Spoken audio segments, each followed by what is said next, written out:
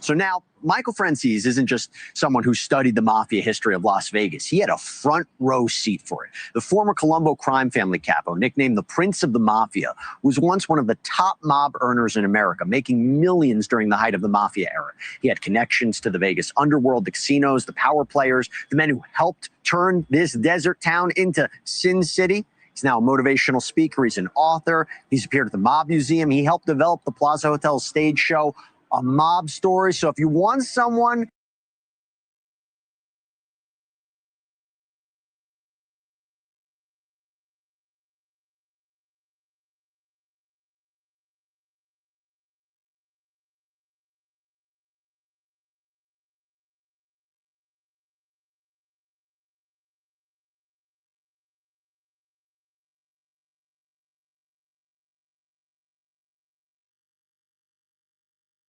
who could take you inside the real story of the mob here in Las Vegas and all you need to know about it, we got him right here. Michael, thank you so much for coming. Welcome aboard my ship. Welcome aboard. Thank you, Jesse. Never been on a pirate ship in my life, so it's a good place to start. Well, you know, sometimes dreams can come true. Let me ask you this. You're here. Vegas in the 70s and 80s looked a lot different. I mean, talk to us about why it looked so different, why it was different, and what was the mob's role in Sin City back in that day? My friends, let me ask you something. How many times a day are you on your phone anyway, whether you're on the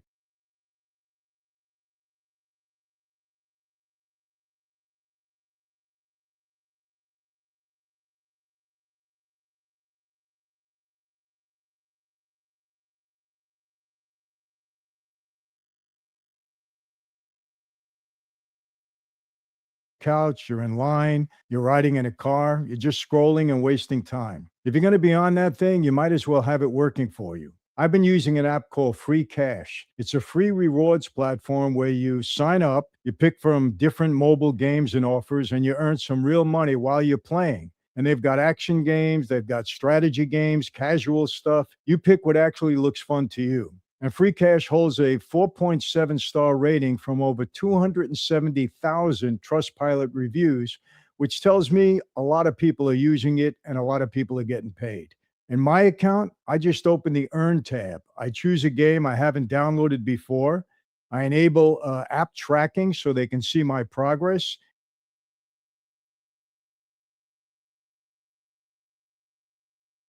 And I let the offer run while I'm relaxing. You can see right on My Tasks and Cash Out screens just how much you've earned, and you can cash out to PayPal in just a few steps when you're ready. If you want to turn your spare phone time into a little extra cash, use the link in the description or scan the QR code to join Free Cash.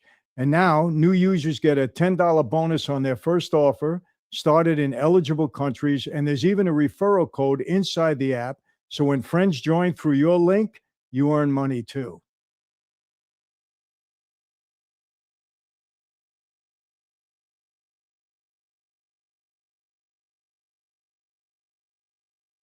How can you beat it?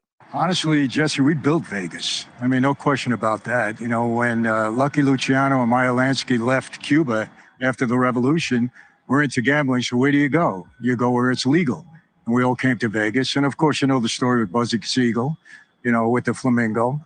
And so the New York crew, New York guys started it. And then guys from the Midwest, you know, the Kansas City crew came in here, Chicago. But they built this town with mainly with pension fund money, Teamster money, and that's how.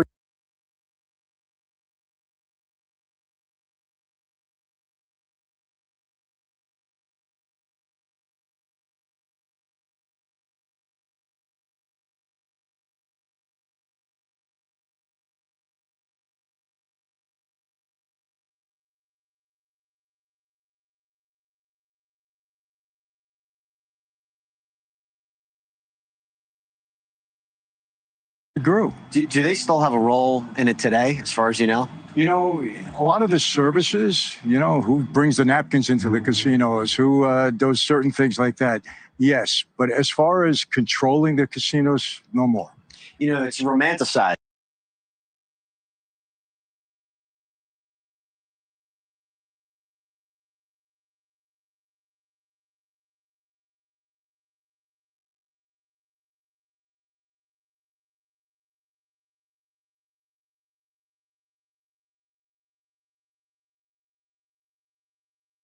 in a big way. Look at casino. I've seen it 1,000 times. When you see that, and particularly, its connection to Las Vegas, how does it make you feel? What do you think about that?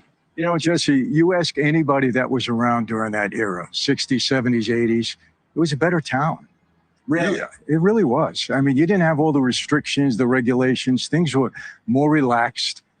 It's cheaper. I mean, we didn't soak people the way they're soaking people out here today, but it just was a better run town, even entertainment wise. Yeah. You had the Rat Pack back then, and they would come and do us favors, in various casinos. It was just run better. At least I felt that way. And a lot of people that you ask that were just around during that time will tell you the same thing. Now,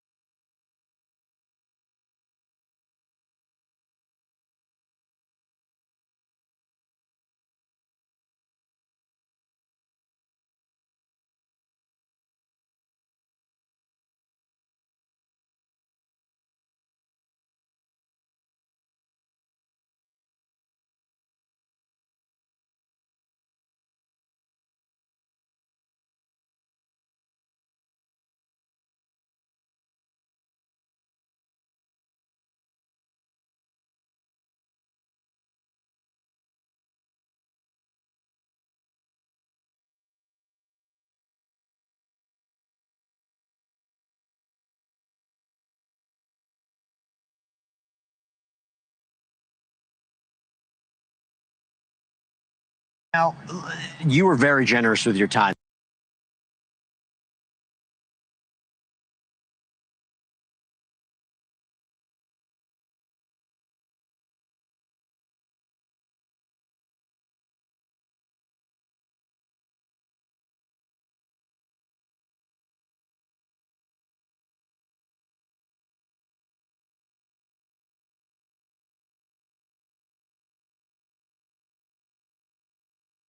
Today, because you actually went on a tour of different sites. And one of the things that people should know is the Dunes, right? The Dunes Hotel and Casino. It's now the Bellagio. It was set up, I think, in 1955. It was demolished in 1993. That was like the haven for New York Mafia. You went on the grounds today. I want to play it, and let's talk about it on the other side. Hey, I'm standing in front of the Bellagio Hotel, which was once the site of the Dunes Hotel.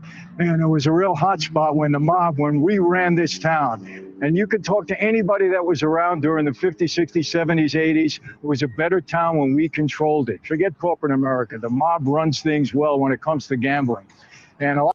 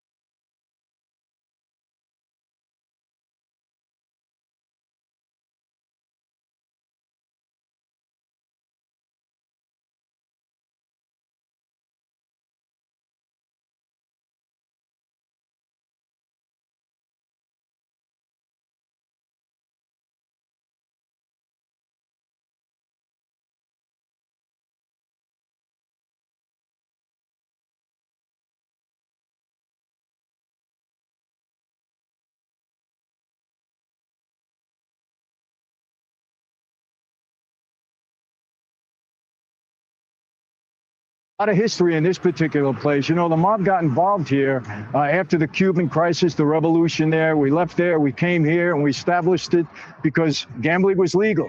Major business of the mob. We run it better than anybody. Don't let anybody tell you any different. A lot of history here. Raymond Patriarca, who was the boss in New England, he put up the money here. He had a front man there, and then it evolved eventually. Guys in Chicago took it over. Jimmy Hoffa put $5 million in the hotel. He had one of his guys.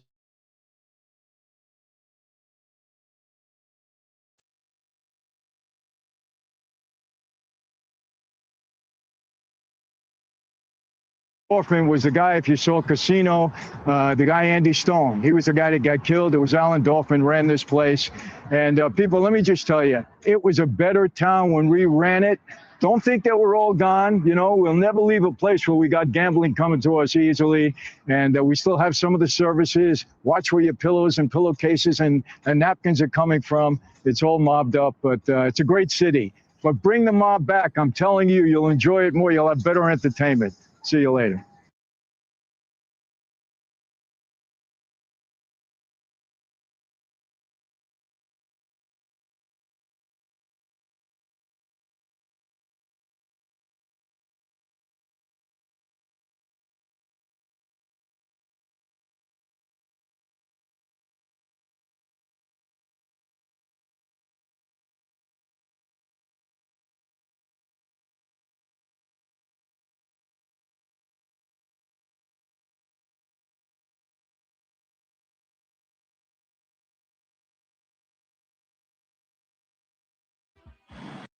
Your clients dream big. Your agency builds bigger.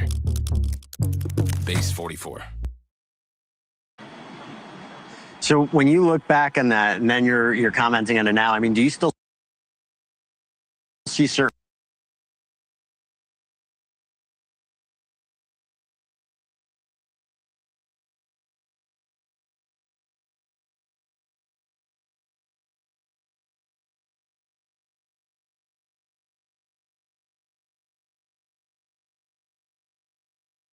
properties here today that, you know, haven't been torn down but still have that connection to old Vegas? Well, the Sahara, you know, has been redone. They did a good job there, but that was a hot spot for sure. I mean, all the greatest entertainment, the Rat Pack used to be there. A lot of guys hung out there, and a lot of guys still go there. Right. You know, the presence is a little bit different. And it all, you know, it started to go downhill for the mob in the 80s when the FBI got involved. I think, you know, that we went to Lake Mead today. And, I want to talk about that.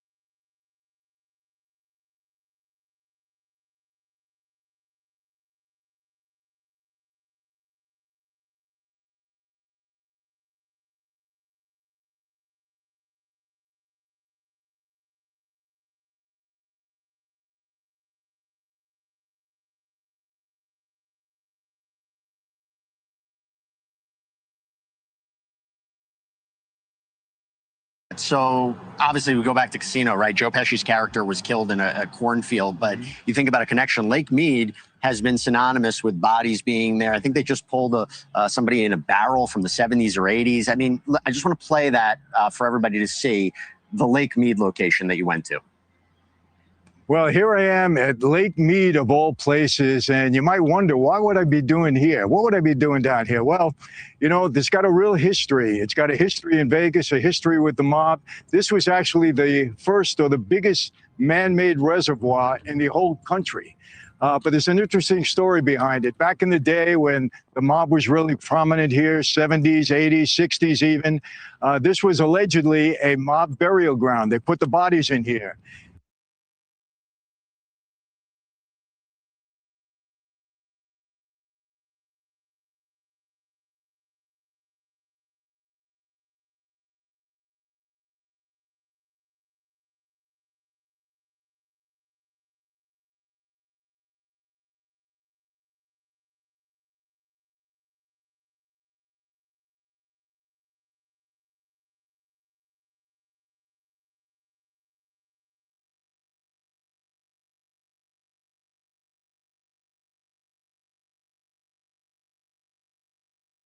And I can tell you from experience and from what I've heard over the years, that's a pretty good statement, pretty factual statement.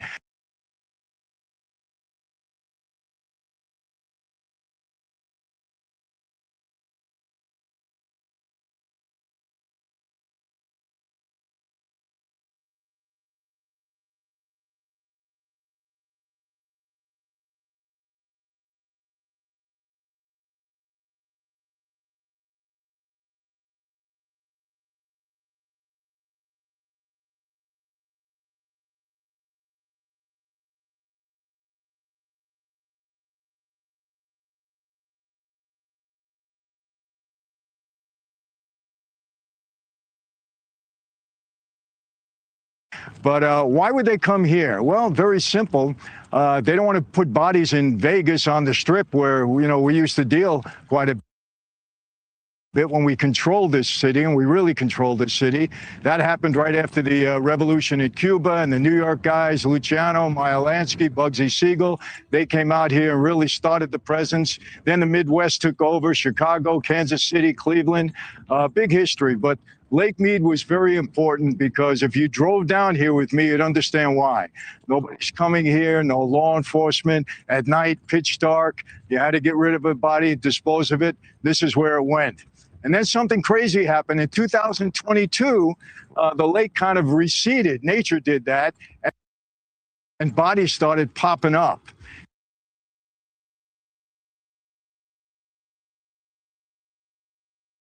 And they found one in a solid drum. And that was the way we used to dispose of bodies. I can say that. I think people know that. And I think allegedly it was a guy by the name of Pappas who was skimming. And, he got on the wrong side of the mob. Maybe he was taking a little bit too much money. But he had a resort here that he used to work with. And finally it caught up to him. And I think he might be the guy. They're doing DNA testing on it now. Who knows if it's going to show up or not. But this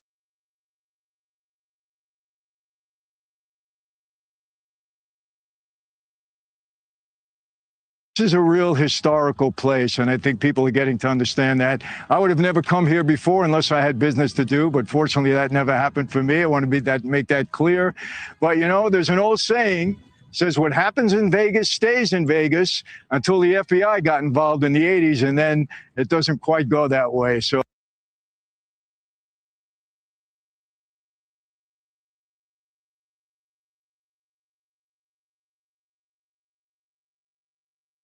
really interesting story, though. Hey, I need to launch a campaign in 2 weeks. Let's see. By the way, you're a really good on-scene reporter. Let me tell you.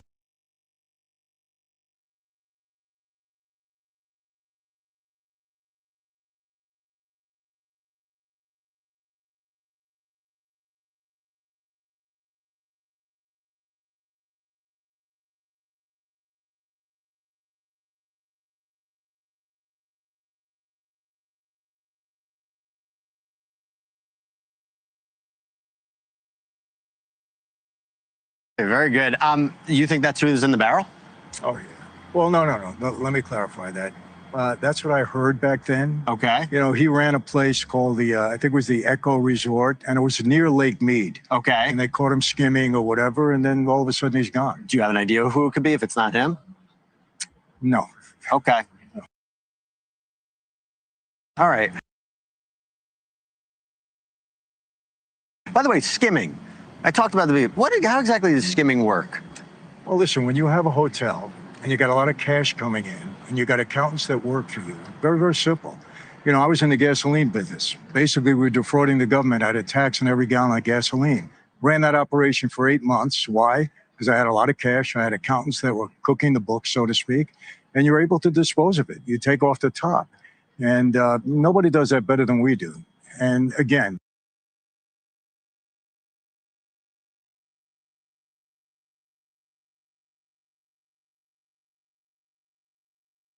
significant amount of cash coming in. So without explaining the whole, process, it's fairly easy to do. So where do you see Vegas going? I mean, in terms of the Mafia's role, or just where do you see the city going as it changes rapidly? I mean, I've been coming here since 1996.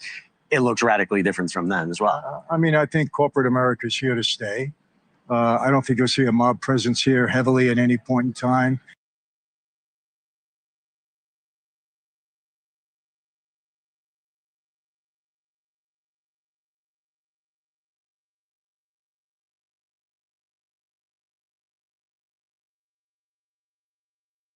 You got the mob museum here. That's about the closest to the mob you're going to get. You know, again, what happened in my former life, Right. the RICO statute came in. Yep. A lot of people want to say John Gotti destroyed the life. John didn't do it, you know, any justice at times, but it was really the RICO statute that did so much damage. Yep. And it still exists, but not the way it was in the 70s and 80s. So I don't think you'll see it here. Listen, Michael, thank you so much for coming on. We've been fighting the gnats during this whole interview. True professional. Michael Franzese, thank you so much for coming on. I really appreciate it.